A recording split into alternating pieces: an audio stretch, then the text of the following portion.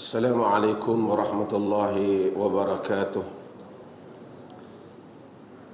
Alhamdulillah, nahmaduhu wa nasta'inuhu wa nastaghfiruh wa na'udzu billahi min shururi anfusina wa min sayyiati a'malina.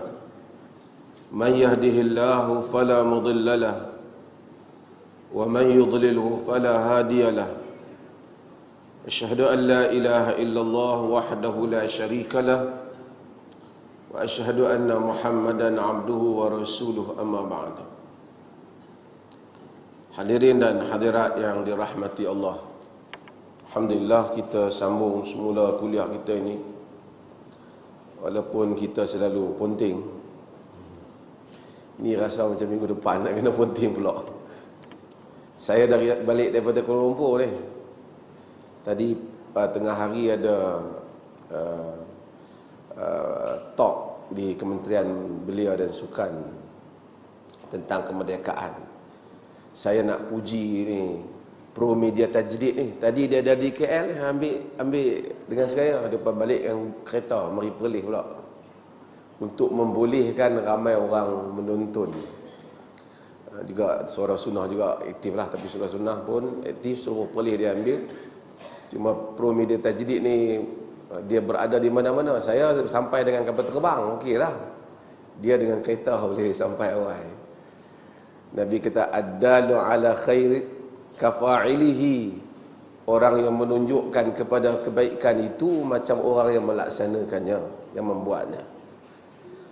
Dan berapa banyak, mudah-mudahan Allah Ta'ala beri pahala kepada media-media kita ni, Pro Media Tajdid dan Suara Sunnah juga, yang mana melalui siaran mereka ni membolehkan puluhan ribu, bahkan mungkin dah juta orang menonton berbagai-bagai kuliah yang dianjurkan, khususnya di negeri Perlis ini dan juga di tempat yang lain. Mudah-mudahan Allah Subhanahu Wa Taala beri pahala pada mereka. Dan saya menganjurkan kepada orang-orang yang menderma, yang selalu mereka tengok siaran ni, dan saya percaya dia ada nombor tertera di situ, sumbanglah kepada media ini. Kerana duit ni bukan mari ke saya. Dia pun tak bagi royalty saya ni. Dia orang pun buat kerja kebajikan di mana-mana, dan mereka memperuntukkan sepenuh masa. Melalui sumbangan tuan-tuan pada mereka itu, membolehkan mereka dapat peralatan penggambaran yang lebih elok, siaran yang lebih elok, membolehkan mereka bergerak di mana-mana. Mereka datang dengan kereta, nak kena dengan duit minyak dan macam-macam lagi. Mereka pun makan, ada keluarga dan seumpamanya. Sumbangan kita kepada mereka ini membolehkan siaran yang seperti ini berterusan. Dan kita lihat di mana-mana saja kita pergi, orang sambutan kepada pengajian sunnah itu kuat, disebabkan kerana usaha-usaha yang dilakukan oleh siaran-siaran kita ini. Mudah-mudahan Allah SWT merahmati mereka semua dan memberikan keikhlasan dan kesungguhan mereka melaksanakan tugasan ini. Hadis yang berikutnya, masih kita lagi dalam Kitabut Taharah, tentang kita membicarakan tentang apa? Tentang apa bab sekarang ni? Iaitu tentang nawaqidul wudu, perkara-perkara yang membatalkan wudu. Dan Al-Imam Al-Hafiz Ibn Hajar Al-Asqalani di dalam Bulughul Maram ini menghimpunkan hadis-hadis yang berkaitan. Bagi siapa yang tak ada kitab tu, alhamdulillah pihak masjid bagi edaran untuk membolehkan mereka baca hadis sementara nak beli kitab. Susah benar nak beli kitab ni pun bukan mudah. Okey, tak apalah sementara. Wa an Abi Hurairah radhiyallahu an qala an-nabiy sallallahu alaihi wasallam man ghassala mayyita falyaghtasil wa man hamalahu falyatawadda. Akhrajahu Ahmad wan Nasa'i wat Tirmidzi wa hassanahu wa qala Ahmad la yasahhu fi hadzal babi syai'un. Wa an Abi Hurairah radhiyallahu an, daripada Abi Hurairah radhiyallahu an, qala, katanya, qala an-nabiy sallallahu alaihi wasallam, sabda Nabi sallallahu alaihi wasallam, man ghassala mayyita falyaghtasil, sesiapa yang memandikan jenazah, mayyita ni mayat, dia ada mayit nama Arab, ada mayit, mayat manusia lah, mayit, biasa mayit, maytata tu bangkai, sesiapa yang memandikan jenazah, ataupun kita panggil jenazah lah, mayat manusia, falyaghtasil, hendaklah dia mandi, dia kena mandi. Waman hamalahu, sesiapa yang hamalahu, menanggungnya, membawanya, dia terjemah apa situ? Mengusung, membawa, hamal ni bawa lah, hamalahu falyatawadda, maka hendaklah dia berwuduk. Kata dia, akhrajahu Ahmad, telah mengeluarkan hadis ini ialah Ahmad. Ahmad mana ni? Siapa ni? Imam Ahmad bin Hanbal. Setengah orang ada dia agama juga, orang mengaji agama, dia telefon Ahmad ni siapa dia? Ahmad ni Ahmad bin Hanbal. Kitab dia ialah yang utama himpunan hadis ialah Musnad Al-Musnad, iaitu Musnad Ahmad bin Hanbal. Ahmad bin Hanbal riwayat hadis ni. Wan Nasa'i, An-Nasa'i iaitu Imam An-Nasa'i. Nama dia siapa? Nasa'i Ahmad bin Ali bin Shu'aib, yakni Al-Imam An-Nasa'i daripada Nasa'. Nasa' ni salah satu negeri di Khurasan. Dia bukan orang Arab. Nasa', Al-Imam An-Nasa'i ini bukan orang Arab. Banyak ahli hadis ni bukan orang Arab. Wa Tirmizi, dan Tirmizi, Abu Isa Al-Tirmizi, iaitu dalam Sunan Al-Tirmizi. Wa hassanahu, dan dia menghasankan. Al-Tirmizi kata hadis ni hasan. Kerana Al-Tirmizi dia berbeza dengan yang sebelum ini, Ahmad ataupun An-Nasa'i. Dia kebanyakan hadis dia, hampir ke semua hadis dia berikan komentar tentang kedudukan hadis tu. Dia kata hasan, hasan sahih, hasan gharib, dia sebut standard hadis tu. Itu yang sebut. Ada siapa habis sebut gharib, kata apa? Gharib apa, benda-benda pelik ke apa kan? Tu mengingat itu pun masalah juga tu. Mengajar agama, tapi dia kata dia tahu hadis, tapi itu bukan bidang dia. Dia tak tahu. Itu basic. Hasanahu, dia kata hasan. Hasan, kerana hadis ini ada sahih, ada hasan, dan kemudian dhaif. Sementara perkataan hasan itu sendiri dibincangkan oleh para ulama berdasarkan kepada maksud tuan punya yang kata hasan. Hasan di sisi dia tu maksud apa? Itu juga ada perbincangan di dalam ilmu hadis. Ni siapa yang mengaji dalam kuliah hadis ni di Markazus Sunnah, dia tahulah. Yang penting tu tak tahu. Wa qala Ahmad, kata Imam Ahmad, la yasihhu fi hadzal bab syai'un. La yasihhu fi hadzal bab syai'un. Tidak sah, tidak sahih. La yasihhu fi hadzal bab, tidak sahih dalam bab ini sedikit pun. Tak ada satu pun yang sahih dalam bab ini. Jadi Imam Ahmad kata hadis ini tidak sahih. Dia riwayat, tapi dia kata tidak sahih. Para ulama bincang tentang kedudukan hadis ini. Kesimpulan Al-Imam Ibn Hajar bila dia letak yang akhir tu, seakan-akan dia juga memberikan sokongan bahawanya hadis ini tidak sahih. Ulama-ulama bincang tentang kedudukan hadis ni. Sebelum kita nak bincang hadis, nak bincang kedudukan dia tu dulu. Apa pandangan ulama? Sehingga kedudukan hadis itu dipastikan dahulu, barulah boleh kita bincang hukum di dalamnya. Maksudnya kita kena bincang setiap hadis Bila kita lihat, perkara yang pertama yang mesti kita buat ialah kena tahu hadis ni sahih ke tak sahih. Kalau tak sahih, macam mana kita nampak rasa menarik pun, dia bukan daripada Nabi.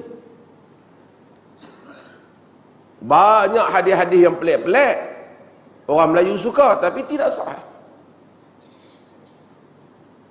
Kalau ia sahih, maka kita kena bincang apa maksud dia. Kerana kita nak mengamalkan, kerana ia merupakan sunnah Nabi sallallahu alaihi wasallam. Ulama-ulama terbahagi pada dua. Beberapa pendapat. Satu yang kata tak sah. Tapi majoriti para ulama menyatakan hadis ini, riwayat ini sahih, tetapi ia mauquf. Ingat tak kita belajar tentang mauquf? Apa maksud? Ia terhenti hanya kepada sahabat, iaitu Abu Hurairah. yakni bukan daripada perkataan Nabi sallallahu alaihi wasallam. Kerana ada perkara yang sahabat bagi pendapat, tapi ia bukan daripada Nabi sallallahu alaihi wasallam.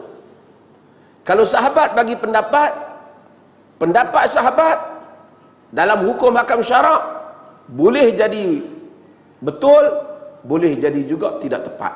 Mungkin saja. Boleh jadi juga sahabat ada hadis yang dia tak jumpa, sahabat lain jumpa. Sahabat itu bagi pandangan yang lain. Sebab itu kita Al-Imam Syafi'i terkenal dengan perkataannya, hum rijal wa nahnu rijal. Sahabat itu tokoh, kita juga tokoh. Bukan dia merendahkan kedudukan sahabat. Maksudnya, seperti mana sahabat boleh memberi pendapat terhadap sesuatu hukum yang mana tak jelas daripada Nabi, demikian kita boleh memberi pendapat. Tapi kalau ada daripada Nabi yang mereka riwayatkan, sami'na wa ata'na, kita dengar dan kita taat. Tapi kalau sahabat bagi pendapat Abu Hurairah, sebab itu ada mazhab sahabat, ada mazhab Umar bin Khattab.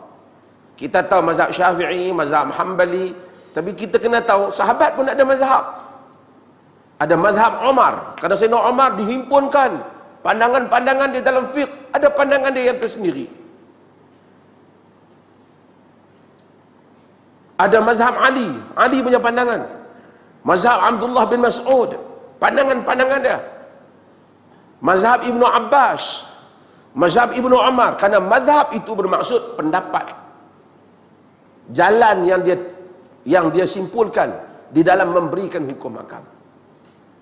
Sayyidina Umar tu banyak pandangan-pandangan dia yang tak sama dengan Abu Bakar pun ada. Dan ada sahabat yang pandangannya tak sama dengan Umar. Di dalam perkara yang mana tidak jelas. Ataupun sebahagian para sahabat bagi pendapat, kadang-kala pendapat mereka berbeza dengan sunnah Nabi. Bukan kerana mereka nak berbeza dengan sunnah Nabi, tetapi hadis berkenaan tidak sampai kepadanya. Kerana sahabat puluh-puluh ribu itu, bukan semua mereka sempat dengar setiap kali Nabi dalam majlis cakap, semua sahabat dengar. Tak. Kadang-kala ada 2-3 orang sahabat dengar. Kadang-kadang sahabat beribu yang tak dengar.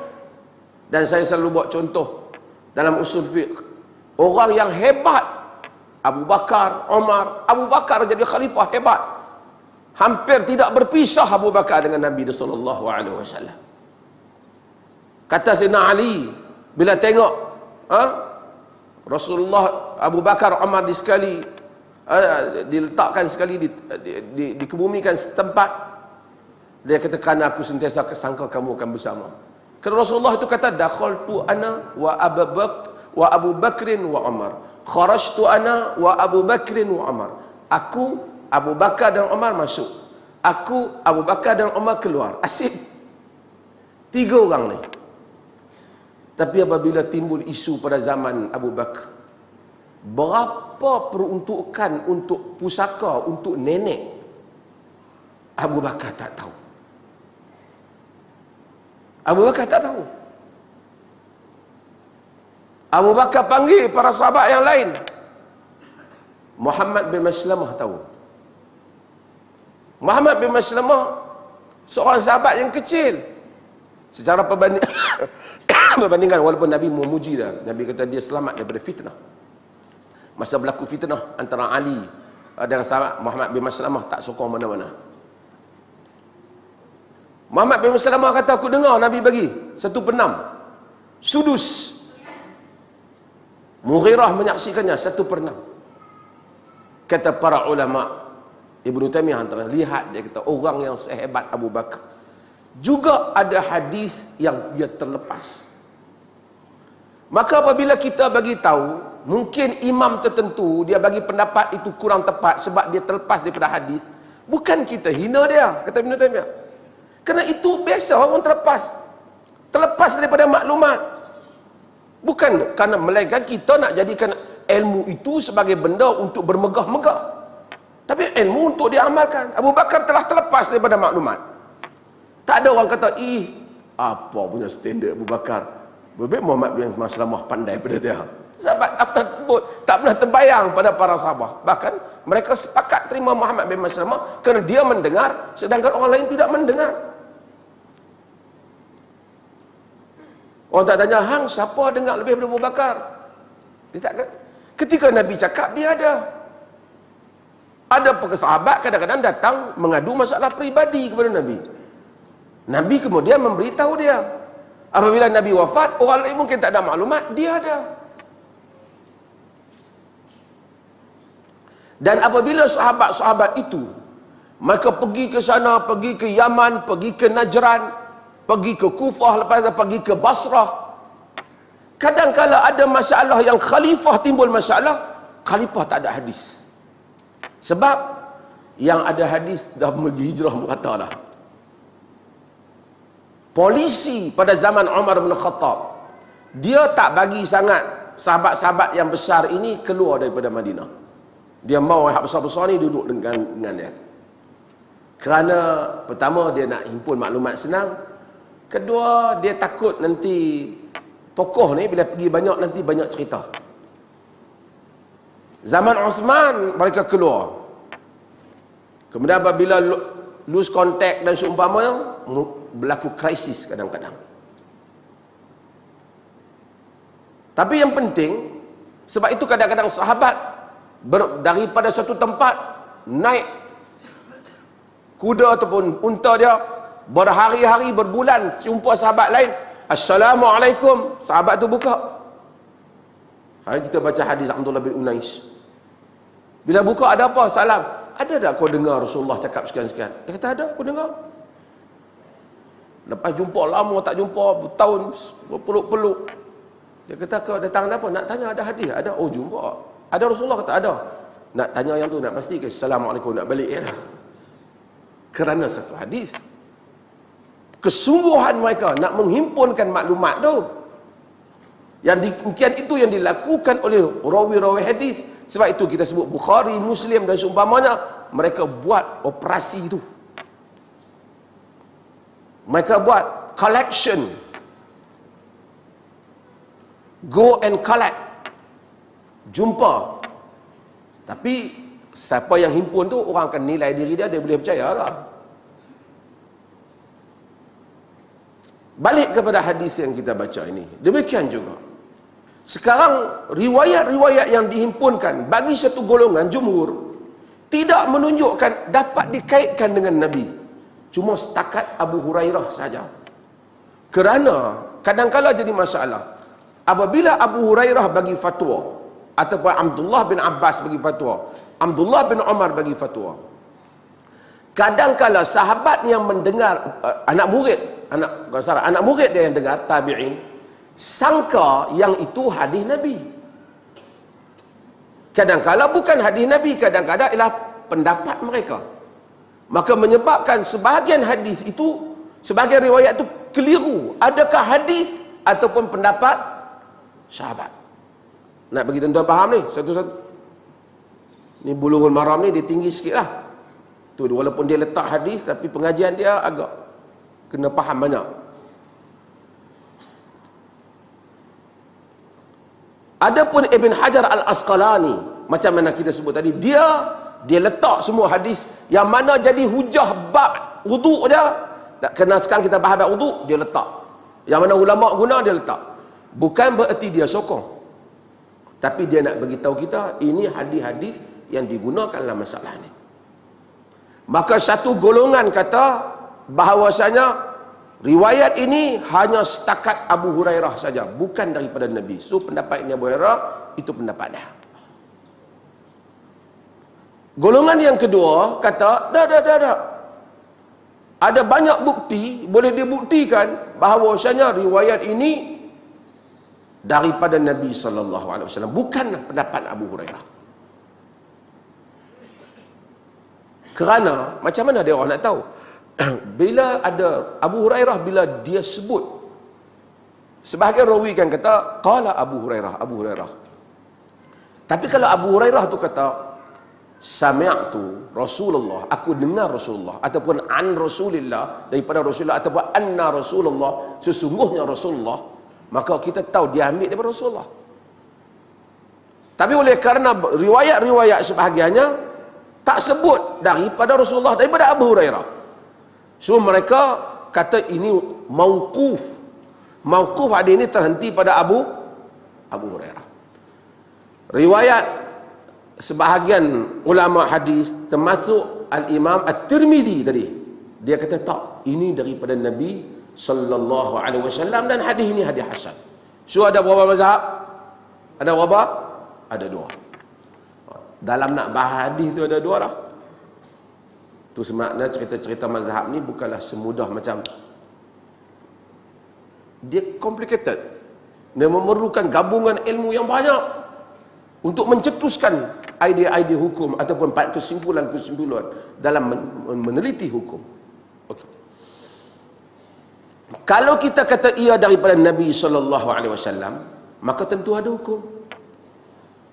Hukumnya ialah apa? Sesiapa yang memandikan mayat, dia kena mandi. Katalah kita ambil mazhab kedua, dia kena mandi, ataupun pendapat Abu Hurairah setakat bahawa kena mandi ni apa dia? Wajib mandi ke? Sunat mandi? Pasal kena ni, hendaklah ni ada dua. Hendaklah hukum dia ada wajib, ada hendaklah hukumnya sunat. Hendaklah kamu solat 2 rakaat, Nabi suruh solat sunat, bukan solat wajib. Sebab itu arahan-arahan Nabi ada dua, satu arahan wajib, satu arahan sunat. Larangan Nabi juga dua, satu larangan haram, satu larangan makruh. Jadi kalau larangan haram buat berdosa, kalau larangan makruh buat tak berdosa, tetapi meninggalkannya dapat pahala. Meninggalkannya dapat pahala. Jadi dalam kes ini, apa larangan ni? Maka para ulama bincang. Mereka semak di sana ada hadis yang lain daripada Ibnu Abbas, di mana Ibnu Abbas kata meriwayatkan daripada Nabi SAW, kata Nabi, laisa alaikum fi ghusli mayyitikum ghuslun idza ghasaltumuh inna mayyatakum yamutu tahiran wa laysa binajis fahasbukum an taghsilu aydiyakum.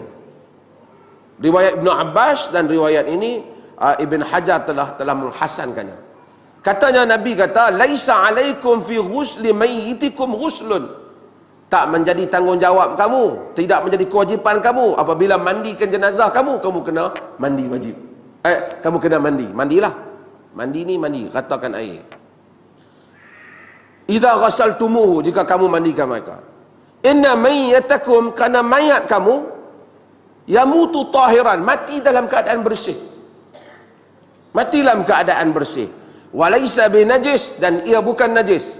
Fahasbukum an taghsilu aydiyakum, cukuplah kamu basuh tangan kamu. Jadi hadis ni kata tak wajib, yang ni kata kena. Jadi macam mana nak combine tu?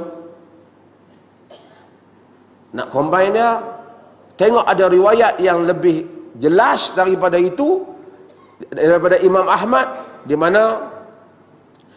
mana sahabat menyebut kunna nughasilul mayyita faminna man yaghtasil wa minna man la yaghtasil. Kami memandikan jenazah, di kalangan kami ada yang mandi, di kalangan kami ada yang tak mandi. Yang ni cerita orang yang mandi jenazah. Mandi jenazah ni bukan hak pergi buka paip tu, bukan. Hak terlibat mandikan jenazah lah. Dia pusing mayat, dia apa, dia rata kait orang yang mandi tu. Jika kita combine seluruh hadis-hadis ni, kita dapat kesimpulan, kalaupun hadis ni diamalkan, hanyalah sunat untuk orang yang mana dia memandikan jenazah untuk dia mandi. Jadi lepas kita mandi jenazah tu, kita balik rumah, kita mandi. Mandi itu sunat bagi mazhab itu.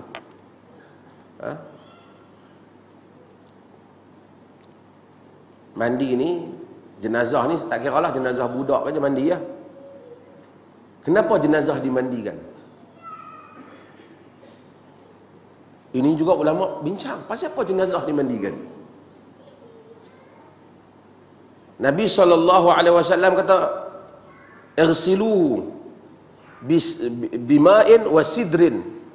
Mandikan dia dengan air dan daun bidara. Tu kat masjid ada daun bidara. Campur daun bidara tu kan, dia mandikan. Arahan Nabi.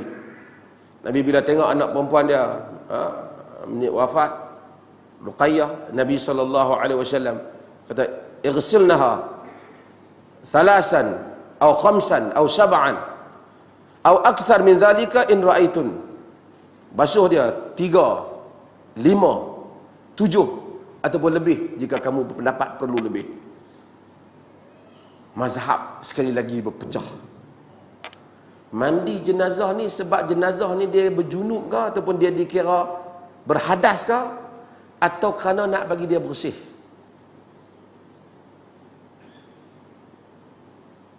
Orang kata apa? Yang mana satu? Nak bagi dia bersih? Orang kata apa perbezaan kalau beza pendapat tu? Dia ada perbezaan. Kalau dia kata mandi dia kerana dia nak dia berhadas, artinya kalau tak ada air, kalaulah jenazah tu terbakar badan dia, kan, terbakar tangan dia, kalau tak boleh mandikan dengan air, kita tayamumkan dia. Kerana kalau tak ada air, tayamum untuk mengangkat hadas. Betul tak? Tapi bagi pendapat kata jenazah itu dimandikan untuk membersihkannya, tak perlu tayamum. Sebab apa? Tak ada faedah. Kerana tayamum pun tak membersihkan dia.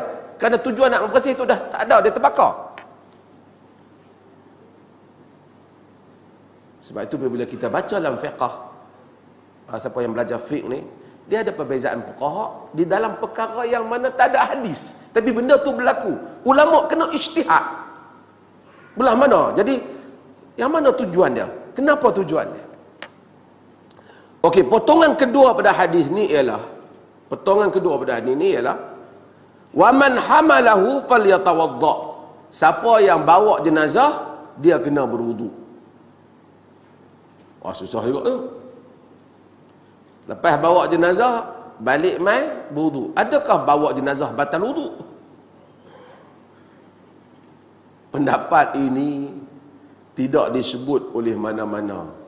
Sebab itu mereka kata tak diamalkan, kerana hadis terutama potongan yang kedua ni tidak dapat disokong. Oleh logik pun tak boleh nak sokong. Fuqaha pun tak bagi pendapat. Tetapi sebahagian para ulama bukan tak kata ada fuqaha yang bagi pandangan yang mungkin berbeza. Kata mereka dah bawa jenazah, basuh itu hendak berwuduk tu, berwuduk dengan maksud basuh tangan. Tapi logik jugalah, kadang-kadang jenazah ada bogdang, ada kekotoran, mungkin logik juga. Yang kedua, Ibn Uthaymin dia kata maksud berwuduk itu bukan bawa jenazah kemudian pergi berwuduk. Yang ni sebelum nak bawa jenazah tu berwuduk. Walaupun perkataan man hamal itu past tense, dah berlaku. Tetapi dalam Arab dia kata boleh dia past tense dengan maksud siapa yang berniat nak bawa jenazah. Macam mana Allah Ta'ala sebut dalam Quran, ya ayyuhalladzina amanu idza qumtum ila shalah faghsilu wujuhakum. Wahai orang-orang yang beriman, apabila kamu telah berdiri hendak menunaikan solat, maka hendaklah kamu basuh muka kamu. Berdiri nak sembahyang baru basuh? Bukan. Apabila kamu berniat nak menunaikan solat, itu maksudnya. Dalam hadis dia kata, Rasulullah sallallahu alaihi wasallam, kana Nabi sallallahu alaihi wasallam idza dakhala al-khala qala a'udzu billah minal khubsi wal khaba'is. Nabi itu apabila masuk tempat buang air, dia kata a'udzu billah minal khubsi wal khaba'is. Tapi bukan masuk. Maksudnya Nabi itu apabila hendak masuk. Walaupun past tense tu bukan menunjukkan perbuatan. Past tense tu menunjukkan niat nak buat. Jadi kata dia, Utsaimin kata, maksudnya kalau kita nak bawa jenazah, kita berwuduk siap-siap. Sebab apa? Sekali nak sembahyang jenazah. Dia punya andaian lah. Apapun perkara-perkara ini tidak termasuk dalam yang wajib. Paling tinggi yang disebut oleh para fuqaha, sekiranya seseorang itu telah mandikan jenazah, kalau dia amalkan hadis ini, bagi mereka yang tak mendhaifkan dia, maka disunatkan untuk dia mandi. Dan sebahagian fuqaha kata siapa yang tanggung jenazah, hendaklah disunatkan dia membasuh tangannya. Faham? Kadang-kadang bukan kita bahas tentang hadis itu saja, kita bahas bagaimana cara fuqaha memahami hadis. Hadis yang berikutnya, wa an Abdullah bin Abi Bakr radhiyallahu an anna fil kitab alladhi katabahu Rasulullah sallallahu alaihi wasallam li Amr bin Hazm an la yamassal Qur'ana illa tahir, rawahu Malikun mursalan wa wasalahu an-Nasa'i wa Ibn Hibban wa huwa ma'lul. Ini lagi satu hadis yang penting, yang mungkin membabitkan amalan kita hari-hari. Daripada Abdullah bin Abi Bakr radhiyallahu an, bahawasanya Alkitab maksudnya surat yang telah ditulis olehnya Rasulullah sallallahu alaihi wasallam kepada Amr bin Hazm. Dia dalam surat itu kata, dan hendaklah jangan memegang Al-Quran melainkan orang yang tahir, yang bersih. Jadi tak boleh pegang Quran melainkan orang yang bersih. Adalah dia. Nak kata itu ada? Tak boleh pegang Quran melainkan bersih. Tengok berapa mazhab pula dalam masalah ni. Ada orang baru masuk tengok YouTube kita, dia kata pening banyak sangat, nak satu je.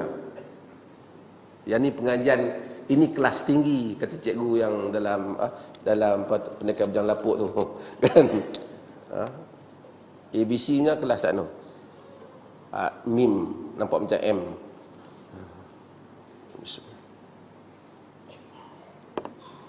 Bukan kelas tinggi. Kita di sini, kita nak dedahkan kepada masyarakat keseluruhan cara para ulama kita, kesarjanaan mereka membincangkan hadis. Kadang-kadang orang tak berbeza tentang hadis tu. Orang berbeza macam mana nak faham hadis tu. Okey. Daripada Abdullah bin Abi Bakr radhiyallahu an. Abdullah bin Abi Bakr radhiyallahu an, anak siapa? Anak siapa? Anak Abu Bakar. Anak Abu Bakar, dia ni satu mak dengan Asma binti Abi Bakr.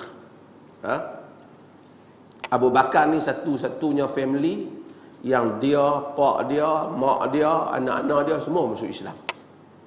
Walaupun ada sebahagian tu yang lewat masuk Islam, kemudian ada juga anak Abu Bakar yang perang dengan Nabi. Tapi akhirnya masuk Islam. Anna fil kitab alladhi katabahu Rasulullah, sesungguhnya surat yang ditulis oleh Rasulullah. Perbincangan di kalangan para ulama. Sebelum Abdullah bin Abi Bakr ni, dia mati pada tahun 11 bulan Syawal pada tahun yang 11, dan yang menjadi imam kepada solat dia ialah bapa dia sendiri. Tadi kita kira mandi jenazah. Boleh tak isteri mandikan jenazah suami? Boleh ya? Isteri boleh mandi. Sebahagian orang kadang-kadang dalam usaran jenazah ni dia susah. Dah meninggal lah kan. Kadang-kadang isteri dia nak pegang, dia, jangan pegang, dia dah beruduk sehari batai nak kena ambil lain. Tak apalah, dia boleh lah. Habis tu tak mau tengok tu dia duk, dia kan tidur kan batal uduk. Tu dia duk tidur tak batal. Kena nak ambil lain sampai dia jaga. Kadang-kadang susah kadang-kadang kita. Ha? Kita buat bagi jadi susah. Baru ni saya cerita sama orang apa? Orang tanya pasal nak mandi wajib. Masa bila niat tu, niat nak mandi tu. Ada ustaz tu pesan masa buka ayat tak sampai masa tu niat mau main. Dia sat nak buka, sat dah tutup, sat nak buka. Apalah kita bagi orang. Kata kalau orang tak ada niat, pipe tu pun orang tak dibuka lah. Kan? Orang duduk tidur je lah, bangkit nak mandi apa-apa. Bangkit nak mandi tu pun saya nak mandi wajib lah. Konsep niat tu. Nah. Okey. Muhammad bin Abi Bakar ni dia meninggal dan bapaknya Abu Bakar yang jadi imam. Dia kata ada surat yang telah ditulis oleh Rasulullah kepada Amr bin Hazm. Amr bin Hazm ni dia ni Al-Khazraji, Al-Ansari, An-Najjari. Dia orang Khazraj, dia orang Najjar, gelaran dia Abu Dhahhak. Dia ni dia ni Nabi SAW, dia sertai Nabi dalam peperangan Khandaq. Dia join Nabi. Sahabat ni kadang-kadang pangkat dia dilihat kepada penglibatan dia juga dalam peperangan apa yang dia pergi. Kita kata hadza min ahli badar. Ini orang ahli badar. Ahli badar kira the best. Semua kira panggil maratib sahabat tu rank. Dia punya ranking sahabat tu yang selain daripada 10, antara yang tinggi ialah ahlu badr, ahli perang badar. Pasal apa? Pasal yang ni ada penyaksian Nabi pada Nabi. Tuan-tuan, cerita nak berjuang, nak berkorban untuk agama ni semua orang boleh cerita, tapi masa nak buat, itu kita nak tengok. Oh, kalau tak berlaku apa-apa, semangat cerita dalam mikrofon saya pun boleh. Tapi betul-betul nak korban, nak habiskan wang, nyawa, nak gadai kepentingan diri bagi membela kebenaran, membela prinsip, yang ni tak ramai. Tapi bila satu orang boleh pergi ke medan perang, berperang dengan saudara mara sendiri, ini dahsyat. Kemudian orang yang terlibat dengan Uhud, orang terlibat. Jadi sahabat ni kadang-kadang akan dicatat. Macam Amr bin Hazm ni, dia kata dia terlibat, dan perangan yang dia terlibat ialah perang Khandaq. Pasal hal lain terlibat belakang jumpa Nabi, ada jumpa lah. Lebih lah, bagus lah jumpa Nabi. Tapi bukan nak sama, berperang bersama dengan Nabi. Ya? Dan Nabi pernah lantik dia jadi perwakilan, jadi wakil Nabi ke kawasan Najran. Masa tu umur dia 17 tahun. Ini pun Nabi kadang-kadang tokoh-tokoh Nabi lantik muda-muda. Pasal 17 tahun mereka tu matang. Hantar 17 tahun kita, tak tahu. Bukan jadi 17 tahun, 45 tahun tak ketahuan dah Dah buat lawak bodoh lagi. Kita dengar serabut. Orang kadang-kadang, ya, dia cakap kita tahu bodoh, kan? Melawak segala boleh lah, nak bagi orang suka. Tapi bila banyak cakap, kita boleh tahu kualiti cara fikir itu. Orang Arab tidak biasa dengan administration, pentadbiran ni. Tapi melalui Islam, Nabi SAW datang. Melalui Islam, mereka menjadi pentadbir. Nabi hantar untuk kira zakat, termasuk dia untuk kira zakat kepada orang-orang di Najran. Kita sambung semula bincang kita. Nabi SAW hantar dia ke mana? Ke mana? Weh, 5 minit boleh lupa? Dahsyat. Ini ilmu apa ni? Ha? Ke mana? Ke Najran. Okay. Dan Nabi hantar, dan Nabi tulis kepadanya surat. Dalam surat tu ada arahan-arahan Nabi SAW tentang benda-benda yang wajib, tentang sunat, tentang sedekah, tentang sedekah, zakat. Sedekah tu dia zakat lah. Sebab tu kita baca, apabila kita baca Quran, innamas sadaqat, sesungguhnya sedekah tu zakat. Kerana sedekah ni ada dua, sedekah yang wajib dan sedekah yang sunat. Yang wajib itu namanya zakat. Tentang zakat dan tentang diat, Nabi tulis kepada dia untuk dia laksanakan kepada penduduk yang mana dia diminta untuk menguruskannya. Amr bin Hazm ini meninggal pada zaman pemerintahan Umar bin Khattab radhiyallahu an. Dia meninggal. Okey. Sebelum nak bahas apa hadis ni kata, kena bahas bab tadi. Apa kita kena bahas bab apa? Bab apa? Hadis ni sahih tak sahih? Tengok ada sahabat kita kata dhaif. Pasal ada kitab. Okey. Dia kata rawahu Malikun mursala. Imam Malik meriwayatkan secara mursal. Mursal ni maksudnya dia skip rawi sahabat. Jadi tak boleh. Dan dia disambung. Yang skip tu telah disambung oleh Al-Imam An-Nasa'i, Ibn Hibban, wa huwa ma'lul. Ma'lul ni maksud dia hadis yang ada penyakit. Ada illah. Apa ma'lul dia? Dengar elok bagi yang minat ni. Penting. Walaupun mungkin tak hafal, tapi penting untuk pengetahuan ilmu hadis. Hadis ni dia orang kata ada masalah sebab salah satu rawinya bernama Sulaiman bin Daud. Bukan bekas menteri pelajaran tu, tak. Yang ni rawi hadis ni.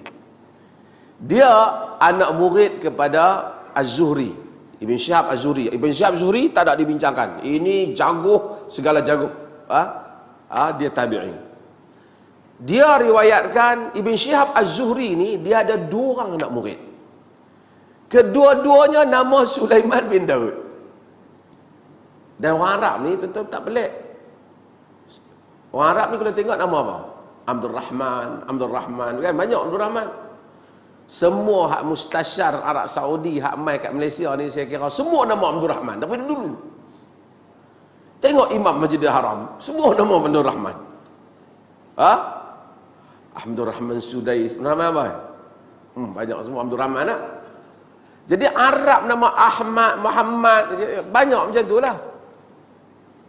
Tapi macam mana nak bezakan nama? Bezakan dia punya nasab dia lah. Pasal dia pergi ke nasab. Satu dia nama Sulaiman bin Daud Al-Yamani, anak murid Zuhri. Seorang lagi Sulaiman bin Daud Al-Khawlani, anak murid Zuhri. Masalahnya nama sama. Tu dalam siapa mengaji bidang hadis ada bab tentang rawi-rawi yang nama dia sama. Kacau. Pasal nak kira ulama-ulama yang kata hadis ni dhaif sebab dia kata Sulaiman bin Daud Al-Yamani sepakat dhaif. Tapi masalahnya ada seorang lagi Sulaiman bin Daud tu. Sulaiman bin Daud Al-Khawlani sepakat dia diterima riwayat dia. Jadi bila tak ada ujung, rawi kata Sulaiman bin Daud dia tak sebut yang mana satu, bagi yang sangka dia dari Al-Yamani, mereka dhaifkan hadis ni. Faham tak? Tuan-tuan faham ni? Tengok orang perempuan pun boleh faham, orang lelaki tak tahu, dia tengok lama tak dengar nama Sulaiman Daud ni, dia fikir hal lain. Orang bincang hadis ni. Sulaiman bin Daud ini, bagi yang menganggap dia Sulaiman bin Daud Al-Yamani, mereka kata dhaif. Tapi bagi yang menganggap dia Al-Khawlani, dia kata tak dhaif, sahih. Timbul masalah. Macam mana nak tahu yang mana satu? Golongan yang menerima hadis ini, mereka kata sebab hadis-hadis Az-Zuhri mengenai sedekah kebanyakannya diriwayatkan oleh Al-Khawlani, bukan Al-Yamani. Kemudian surat ini, surat Nabi ni, surat yang paling autentik, surat yang paling sahih kata ulama hadis yang Nabi tulis, yang diriwayatkan, surat Nabi kepada Amr bin Hazmin ni. So surat ni is being accepted by generations, telah diterima daripada generasi ke generasi. So tak sepatutnya dipertikaikan. So maka majoriti para ulama bersetuju, kebanyakan walaupun ada yang tak bersetuju, bersetuju. Pasal lagi saya sebut yang tak bersetuju, untuk menerima riwayat ini. Okey, apa riwayat yang mereka terima tu? Okey, baru kita baca. An la yamassal Qur'ana illa tahirun. Hendaklah tidak dipegang Al-Quran melainkan orang yang tahir. Jadi Quran tidak boleh dipegang melainkan oleh orang yang tahir. Dalam erti kata lain, siapa yang pegang Quran tak tahir, salah. Jadi timbul dua mazhab sekongkolan di kalangan para ulama. Sebelum tu nak kena bahas dulu. Apa maksud tak boleh pegang ni? Pegang maksud Quran. Quran itu mushaf tu. Kalau ada buku ada dalamnya ayat Quran, dia tak panggil mushaf, dia tak panggil Quran. Yang tu dia panggil buku lah. Quran yakni kitab yang sempurna, di dalamnya ada Quran. Tak boleh dipegang melainkan dengan tahir. Tahir. Ulama bahagi kepada dua. Satu, mazhab jumhur. Jumhur ni adalah mazhab Hanafi, mazhab Malik, mazhab Syafi'i, mazhab Hanbali. 4 mazhab kata nak pegang Quran berdasarkan hadis ni, dan saya akan sebut hujah yang lain, wajib ada wudu. Faham? Wajib ada wudu.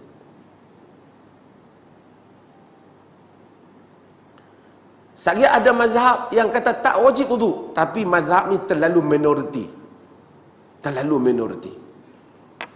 Okey, ada apa alasan? Hadis dah nampak clear. Boleh pula dia kata tak wajib. Sebab tu kita bila tengok ada ulama yang kadang-kadang dia kita kena tahu bukan semua yang dia tak amalkan hadis tu dia tak tahu hadis berkenaan ataupun tak sampai hadis berkenaan. Kemungkinan dia ada tafsiran dia yang lain. Kita ambil dulu.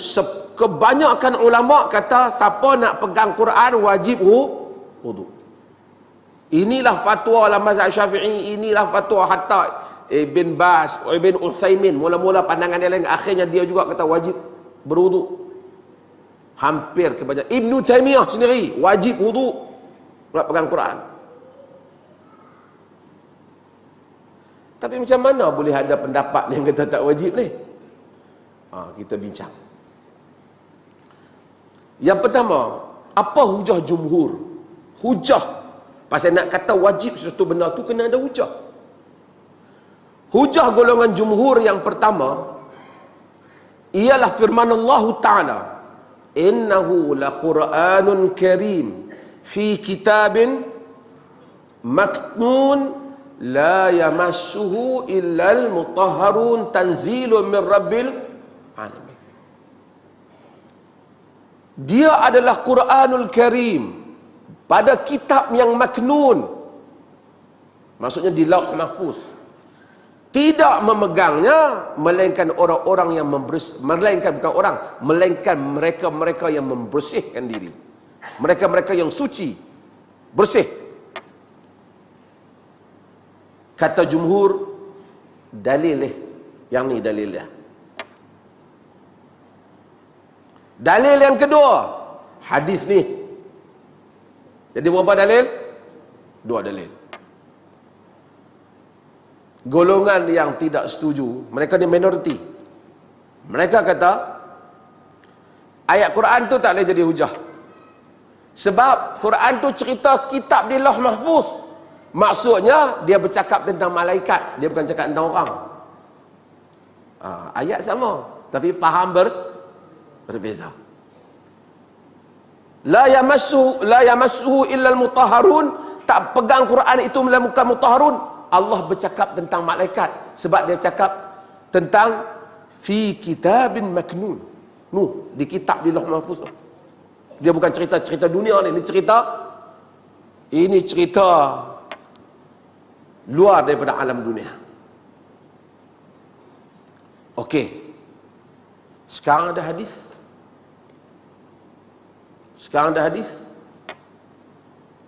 Mereka ni kata hadis boleh diberikan beberapa penafsiran. Tapi yang bagi pendapat ni tak kuatlah. Antara golongan yang bagi pendapat ni ialah Ibn Hazmin Al-Andalusi. Orang mana tu? Orang Andalus yang terkenal. Yang kitab dia Al-Muhalla yang saya sebut, dan saya selalu sebut juga, kadang-kadang Ibn Hazmin ada pandangan-pandangan dia yang luar biasa, yang mana orang lain akur. Ketika zaman dia di Andalus dahulu, dia dianggap jago, dia mazhab literalis, faham selapih ya. Tapi dia telah menang dalam banyak debate, sehingga akhirnya tokoh-tokoh Maliki datang, ada yang melewaskannya, kemudian mazhab dia bertambah slow. Tapi kitab dia terkenal, Muhalla. Tapi Ibn Hazmin kata, tak. Pertama, Ibn Hazmin dhaifkan hadis ni. Kemudian orang yang terima hadis ni, mereka kata perkataan tahir, bersih tu, boleh jadi maksud bersih akidah dia. Kerana Allah kata innamal musyrikuna najisun. Sesungguhnya orang musyrikin itu najis, bukan badan najis. Apa najis?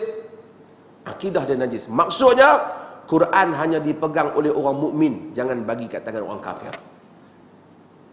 Tahir di situ. Jumhur tolak. Jumhur kata mana ada dalam Quran namakan mukmin, muttaqin, salihin, tahirin, tak ada. Dia tak, tahirin tak ada. Muttaqin muttaqin, salihin semua ada. Salah satu nama mukmin, tahirin tak ada. Ini jumhur tak setuju. Kedua, dia kata boleh jadi tahir, maksud dia bersih daripada najis. Jadi kita kalau tangan najis, jangan pegang Quran. Itu boleh tafsiran kedua. Tafsiran yang ketiga, dia kata boleh, maksudnya ialah bersih daripada hadas besar, berjunub. Seperti mana wanita yang berjunub, kan, orang yang berjunub tak masuk duduk dalam masjid. Demikian dia tak boleh pegang Quran, sebab dia pun tak baca Quran, tak boleh baca Quran, tak dia tak pegang Quran. Yang keempat, tafsiran dia hendaklah bersih daripada hadas kecil dan besar, maksudnya wajib berwuduk. Yang keempat ni jumhur pakai. Apa alasan golongan yang kata bahawasanya tak perlu berwuduk ni? Antara alasan mereka, mereka kata Nabi SAW telah hantar surat menyurat kepada Maharaja. Di dalam surat itu ada tulis Al-Quran.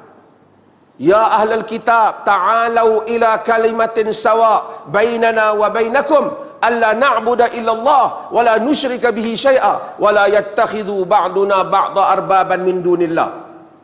Ayat Quran tu, wahai ahlul kitab, mari kepada kalimat yang sama antara kami dan kamu.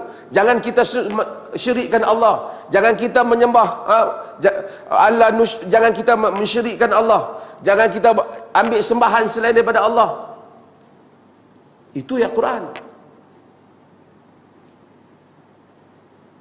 Jumhur jawab, yang tu ayat Quran, tapi yang tu bukan Quran sebiji. Itu potongan daripada ayat Quran. Itu kami tak ada masalah.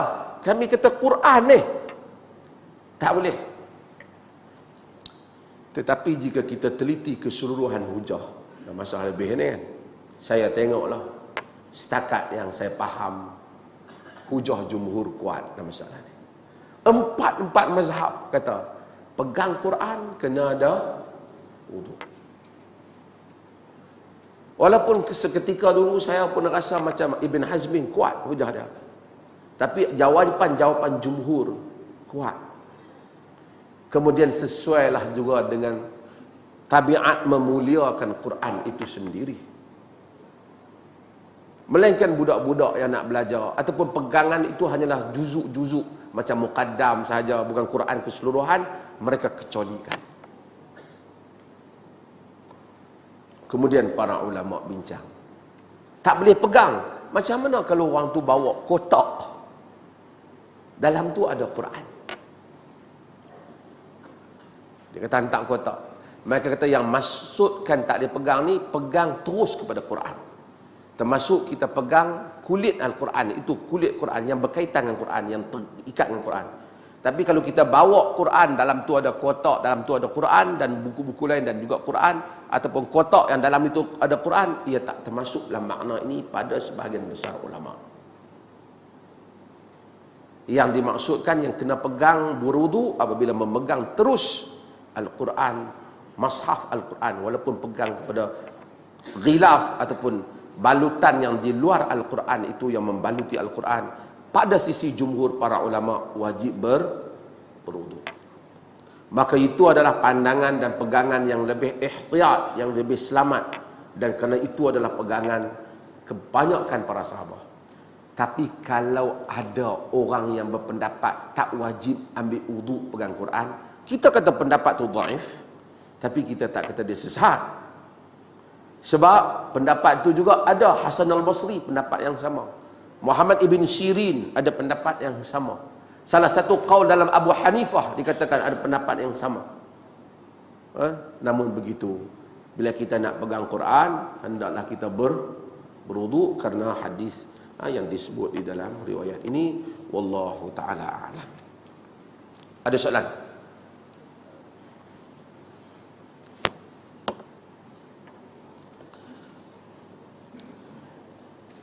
Saya janji sebelum tu nak habaq, kita insya-Allah akan tukar hari kot. Saya ingat selalu sangat saya ni.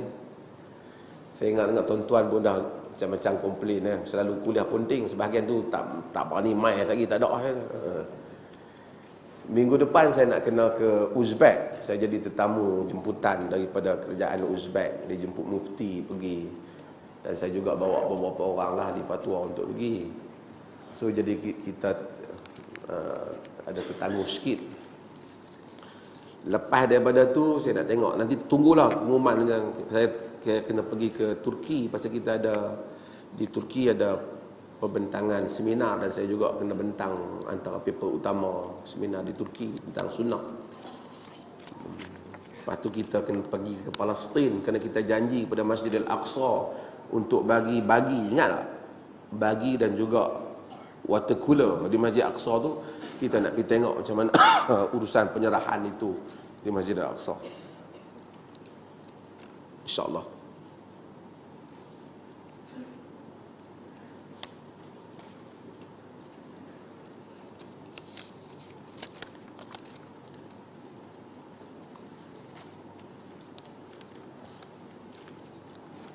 Adakah budak yang belum akil baligh tidak boleh untuk bersama sah orang dewasa kerana dikatakan menanggung najis? Ini lama dah kita buat penjelasan ni. Ada di kalangan para fuqaha yang menyebut benda-benda yang seperti itu. Tapi saya nak tanya, najis di mana? Dia kata najis bawah kulit tu. Pasal tak bersunat lagi. Woi, kalau bawah kulit nak kira, kulit orang tua apa dah? Ini kadang-kala setengah orang, walaupun ada riwayat yang suruh budak-budak duduk di saf belakang, tapi riwayat-riwayat ini tidak menyokong. Paling tinggi dalam riwayat Muslim yang suruh saf yang utama itu diduduki oleh orang-orang yang terdiri daripada ahli ilmu, orang-orang ulil nuha, orang-orang yang boleh mengganti imam, orang yang tahu hukum hakam, mereka duduk di belakang imam. Adapun kalau sah yang panjang di hujung ada kanak-kanak masuk, mereka yang datang dulu, kita orang tua-tua datang kemudian, main-main kemudian buat gangster, tolak budak di belakang dia masuk yang tu. Yang ni tak patut berlaku. Siapa yang mari dia masuk, dia dulukan. Orang yang awal datang dulu sah. Dan tidak ada lah kita setengah masjid diharap di Perlis ni tak buat. Kanak-kanak sila ke belakang. Kita tak buat yang tu. Melainkan kanak-kanak itu dia bising dan seumpamanya dia ganggu solat, barulah boleh kita.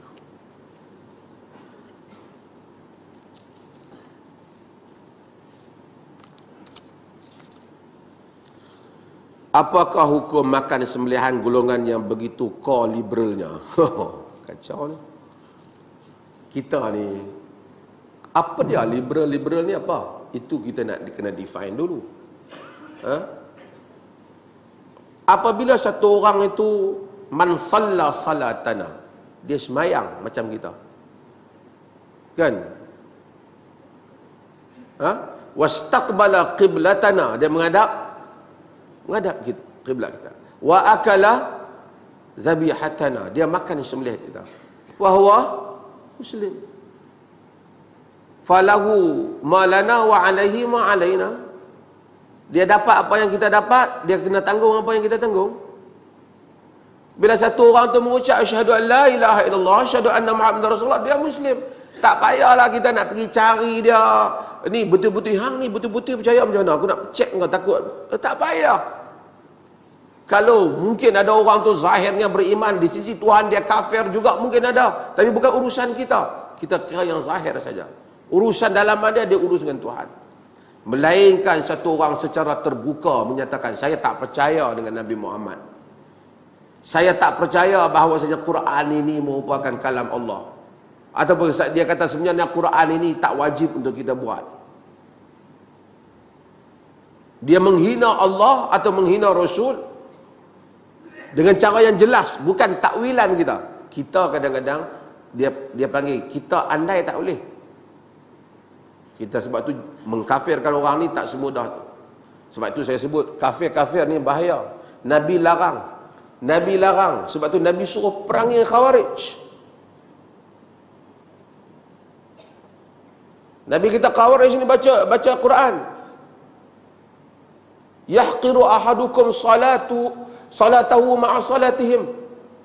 Satu orang kita akan rasa rendah nilai semayang kita dibandingkan semayang Khawarij. Hebatnya. Puasa kita bandingkan puasa mereka. Yaqra'una al-Quran wa la yujawizu hanajirahum. Baca Quran, Quran tak lepas daripada kengkung mereka. Apa Quraisy buat? Kafirkan orang. Bahaya. Dan kafir-kafir ni bukan mainan. Dulu kita kapiakkan, lepas tu kita berbaik balik jadi tak kapiak balik. Dia tak boleh.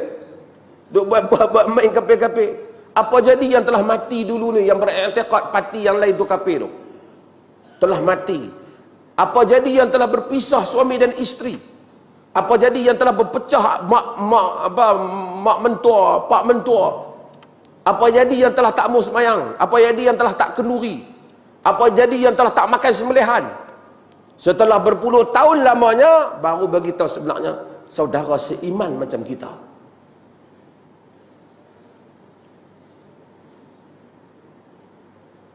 Apa jadi?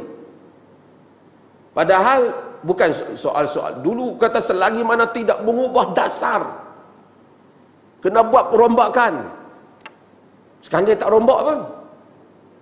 Sebab itu bahaya bermain agama dengan politik kepartian. Besok pula berkelahi balik, kafir balik pula dah. Kawan hak nu pula beriman pula dah. Inilah saudara iman, disuruh oleh Allah untuk membelanya. Perjuangan membelanya jihad, takbir, Allahu Akbar. Besok berbeza pula, tukar pula lagi. Bukan saya nak kata saya benci ke tak, tapi berparti tak apalah. Perjuangan untuk negara ni demokrasi buatlah. Tapi jangan main yang ni. Main yang lain. Pasal benda ni susah. Agama jadi ubah-ubah. Hudud juga sama. Hudud wajib dilaksanakan. Siapa tak laksanakan, wa man lam yahkum bima anzalallahu fa ulaika humul kafirun. Siapa yang tak laksanakan, dia orang kafir seketika.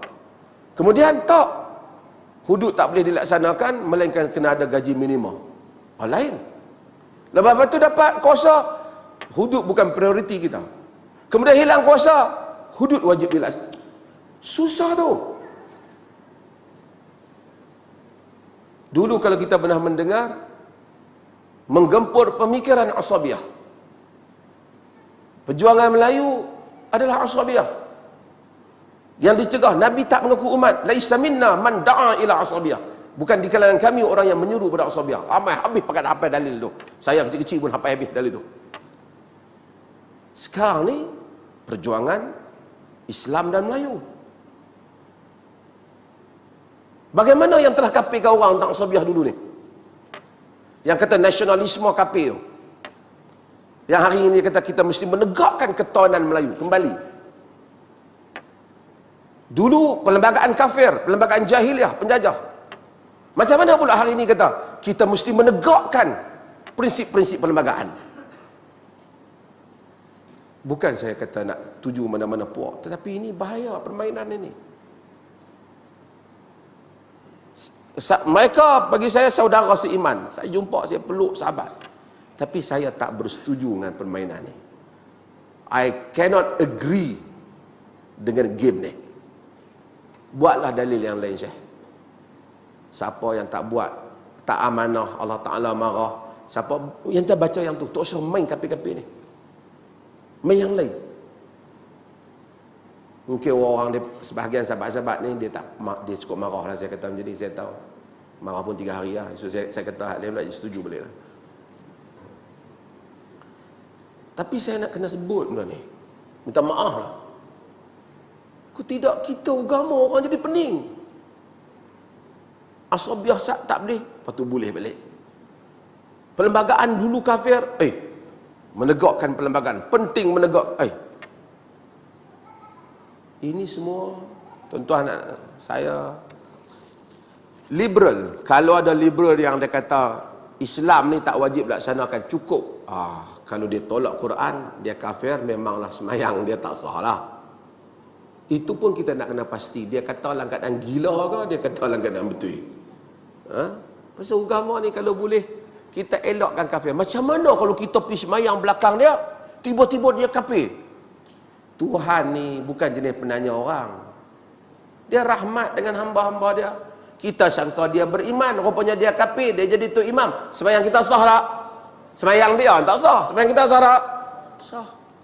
Satu orang pakai serban apa semua, kita sangka dia beriman, dia sembelih. Sembelihan dia kita makan. Rupanya dia tak percaya ke Islam. Kita makan bangkai ke kita makan benda halal? Kita halal. Yang bangkai siapa? Dia. Kita tak usahlah duk fikir macam mana kalau dia dah tak beriman? Macam mana yang kita makan ni? Nak kena bubuh kelorok, goncang-goncang dalam perut pergi awak keluar enggak? Macam-macam kadang-kadang. Dia, Nabi kata halakal mutanatti'u. Binasalah orang yang berlebih-lebihan. Lebih daripada yang patut. Agama ni setakat tu. Nahnu nahkum bizawahir wallahu yatawalla syarair. Kita hukum yang zahir, Tuhan urus yang batin. Kita bukan tahu. Kita kahwin dengan seorang lelaki mungkin nampak beriman, hakikat dalam jiwa dia mungkin kufur, dia tak pernah beritahu kat orang. Di sisi kita kahwin dengan Muslim, kufur dia dengan Tuhan. Kita mari semayang dengan satu imam mungkin 3-40 tahun. Dulu Indonesia ada Senok and Gerenji. Kononnya jadi imam, rupanya dia Kristian. Semayang mereka sah tak? Sah. Yang tak sah dia. Pasal masa kita semayang, syarat kita cukup. Sama seperti orang yang semayang. Tapi kalau orang nak ulang, tak ada masalah. Seperti yang sahabat yang semayang. Seorang menghadap kiblat tak tahu, menghadap lain daripada kiblat. Seorang buat semula, seorang tak ulang dah, seorang ulang. Yang tak ulang, Nabi kata laqad asabta sunnah. Engkau telah menepati sunnah, tak perlu. Ada yang ulang, Nabi kata walaka ajran. Engkau mendapat 2 kali pahala. Tak ada masalah. So kita tak payah duk kalau nak cek untuk imam ni nak mayang masjid mana, tolong cek pasal akidah dah. Tak perlu. Inilah yang jadi 2 imam dulu ni. Jadi 2 imam. Alhamdulillah sekarang tak lah. rasa hati sejiwa.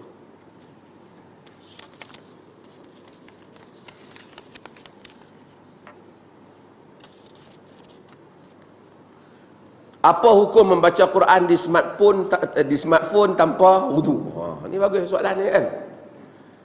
Okey. Siapa ada smartphone? Ni.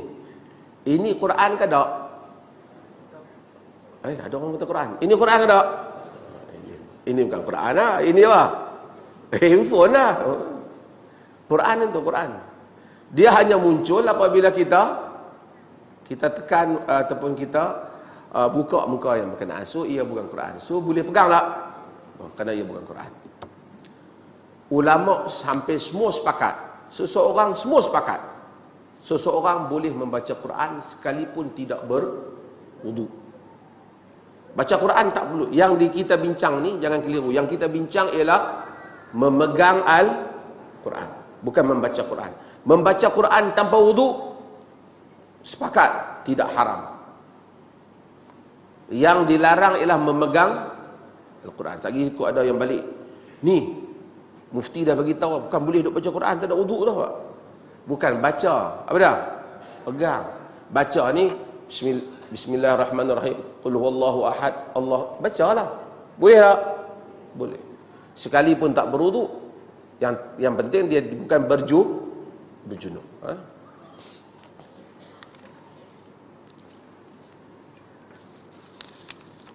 So kalau kita pegang kitab tafsir, adakah kitab tafsir tu orang panggil Quran?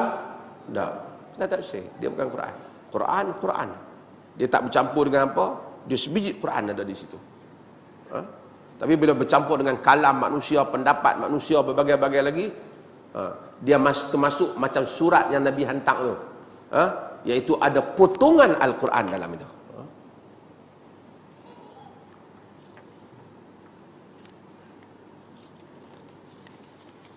Apa cara dan alasan terbaik untuk memahamkan seorang yang bukan mahram atau non-muslim untuk tidak bersalam?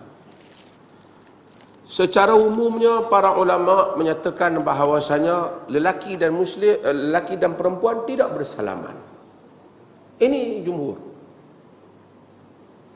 Walaupun di kalangan mereka ada membuat pengecualian dalam beberapa keadaan. Antaranya Dr. Yusuf Al-Qardawi lah, dia tulis tentang terutama orang yang ada kedudukan. Orang datang perwakilan, satu orang bukan Islam, dia tak faham, dia hulur tangan pada kita. Turun-turun kapal terbang, dia hulur tangan. Kalau kita tak salam dengan dia, satu penghinaan kepada dia. Ataupun memalukan, seolah-olah kita tak terima dia. Qardawi dia berpendapat dalam keadaan itu orang boleh salam.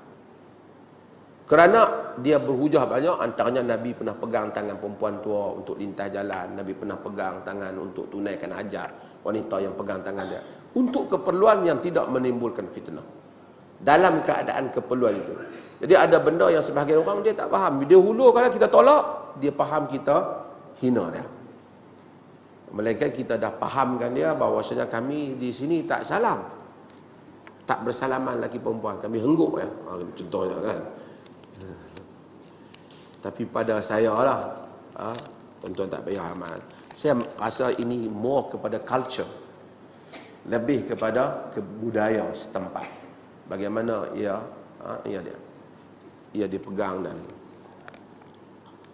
ada pun hadis yang kata siapa yang salam dengan perempuan seperti dicucuk dengan besi api semua. Hadis-hadis itu tidak sahih. Tidak sahih. Mereka nak masuk masjid, mereka pijak-pijak selipar orang demi tak mau kotak tapak kaki. Apa hukum? Kalau kita merosakkan harta orang ataupun mengotorkan harta orang, hukum dia apa? Haram. Melainkan perkara itu di luar daripada kesengajaan kita tolong masuklah untuk dia. Tapi kita tahu, kita tengok selipar kita takut kotak, kita pijak selipar orang, bagi kotak ambil. Jangan, yang penting jangan keluar.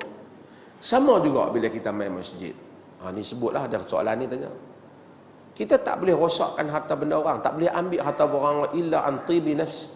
Dengan redha dia bagi.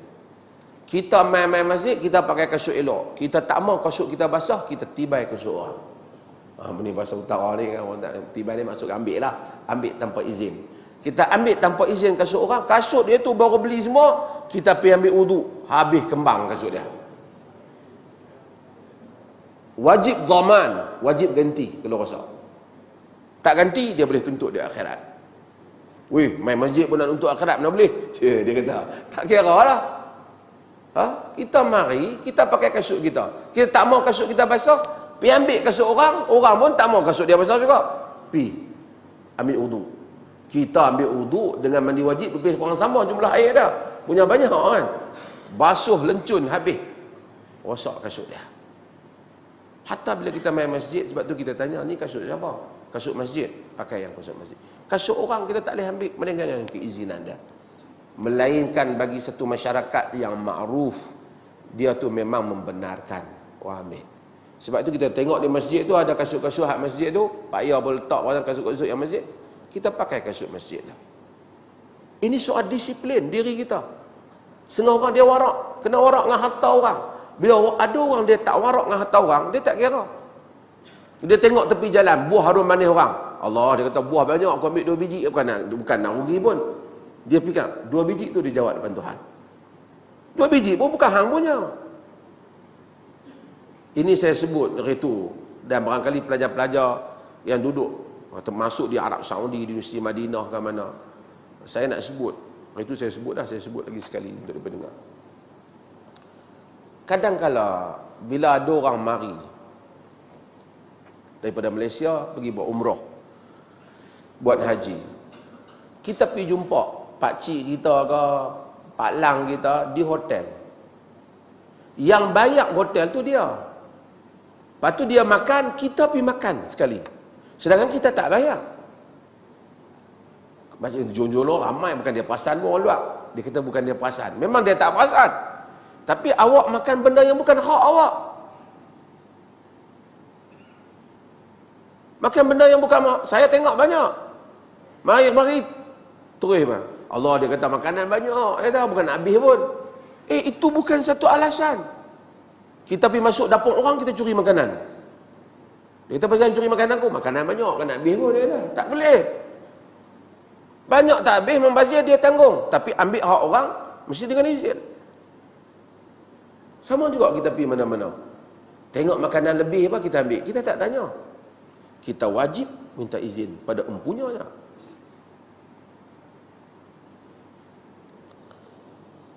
Sama juga makanan di masjid. Panjang sikit tu orang nak pergi situ. Sama juga makanan di masjid. Kalau empunya dia tu memang bagi kat kita untuk kita bawa balik, kita bolehlah bawa balik. Tapi kalau kita dia bagi untuk orang masjid saja makan, kita makan dulu di masjid. Kalau ada lebih, dia kata tak apa, boleh bawa balik, kita bawa balik. Tapi kalau semua orang bawa balik, kita buat kata 500 orang. Semua orang hak mai 50 orang, dia gali dengan 5 orang di rumah dia, siap-siap dia bawa balik. Habislah makanan tu, memang tak cukup lah. Kalau tanya kawan yang bagi tu, dia bagi pada orang di rumah kan, bagi orang di masjid. Dia kata bagi pada orang di masjid. Sama juga bila orang buat kenduri di masjid, di tempat orang. Kita main-main awal, orang tak ada apa-apa lagi, bungkus dah. Apa? Lauk kat kita. Tambat siap-siap tak sebelah.